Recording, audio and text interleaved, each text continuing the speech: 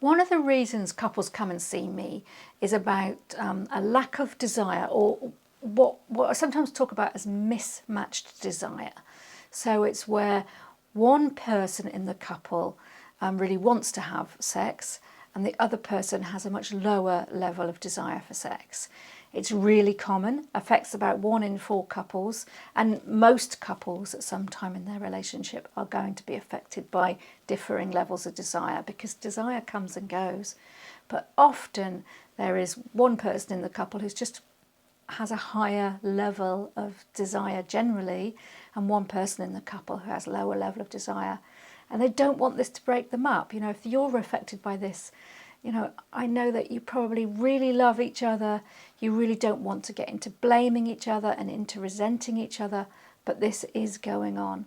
And if you're the person who's affected by wanting sex and not having it, it can be really painful. Like, I know that there can be real feelings of rejection, of hurt, of like feeling like you're not really accepted, you know, body, heart and soul for who you are. And that can be really, really difficult. And then what do you do about it? Because you really don't want to blame it on your partner. And if you're the lower desire partner, I know that's also really, really hard, because you feel guilty all the time. You don't want your partner to be in that situation of feeling rejected. You love them and you want to support them, but you're just not feeling it. You don't feel like you want to be sexual. And unfortunately, this is a reason that's often cited in divorce.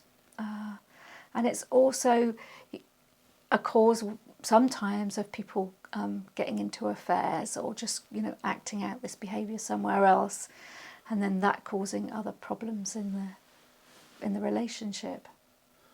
Okay.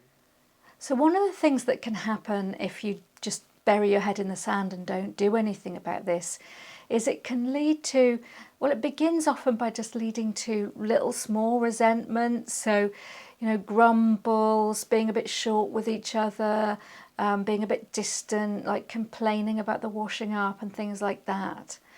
But it can lead to also to more of a kind of growing apart in the relationship and forming an emotional bond or sexual bond sometimes, you know, with other people. So going outside of the relationship to get that need met. And ultimately, sometimes, you know, it's often cited in divorces as being a reason where the couple just can't continue anymore, because they can't get past this fact that the discrepancy between the two desires is so different. I mean, mismatched desire is really, really common, and each of us has different, like, natural levels of how interested we are in sexuality. You know, for some people, sexuality is really important, and they would say that, you know, for them, their interest in it is kind of like an 8 or a 9 out of 10. For other people, just naturally, all their lives, it's been more of a 4 or 5. Other people would consider themselves to be asexual and have, you know, never been really interested in sex, and sex is just not important to them at all.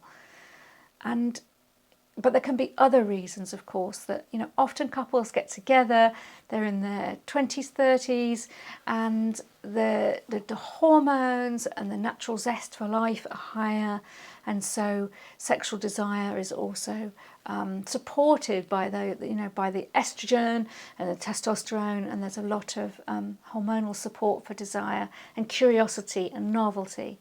And then as the relationship goes on, those things aren't available to kind of support that drive towards being sexual. And so then it's about being sexual as a way of communicating care for each other, as a way of communicating love, as a way of exploring together and trying new things. And sometimes one person just really doesn't want to get into that level of putting that work in, because maybe they're really tired and really stressed. Just, you know, stress and tiredness are 2 of the biggest reasons for a drop in desire. And if the relationship's important and the other person's important, then it's about figuring out, well, what lifestyle changes can be tweaked or adjusted to try and create some space to prioritise this part of being in a relationship? Well, the first thing is to really acknowledge what's going on and not ignore it. Couples often come and see me having, they call it the elephant in the room. You know, it's been ignored for a long time, or it's been a cause of resentment for a long time, but they're a bit stuck.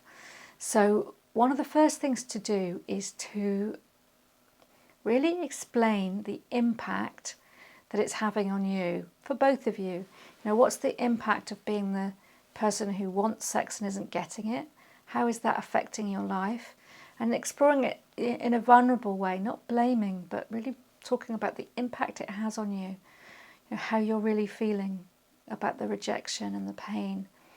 And then if you're the lower desire partner, you know, explaining what your experience is, you know, the guilt that you feel, if you've got any, you know, any of these reasons like tiredness or illness, is like just talking about the struggles that you face, really deeply sharing with each other the impact that this situation is having. And then it's about trying to explore, like, what are the possible strategies that you can find to come up with a happy medium. Is there something you used to enjoy that you would be willing to try? Willing is a great word when it comes to this, because like I often say with couples, if couples in long-term relationships only had sex when both of them wanted to, nobody would be having any. I mean, we often don't want to. It's a bit like going to the gym. You may not want to go to the gym because it's an effort. You've got to get your gear together, you've got to get yourself there, it's cold, and it'd be easier to sit on the sofa. But we go to the gym because we know that we're going to feel better afterwards, and the long-term consequences that we're going to have a healthier body. It's similar with sex.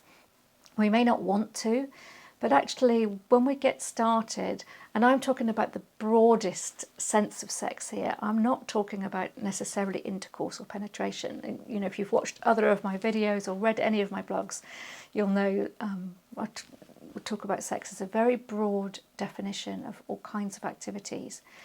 But if you don't if you don't want to, can you explore what you would be willing to do with an open heart? Like, what might be possible?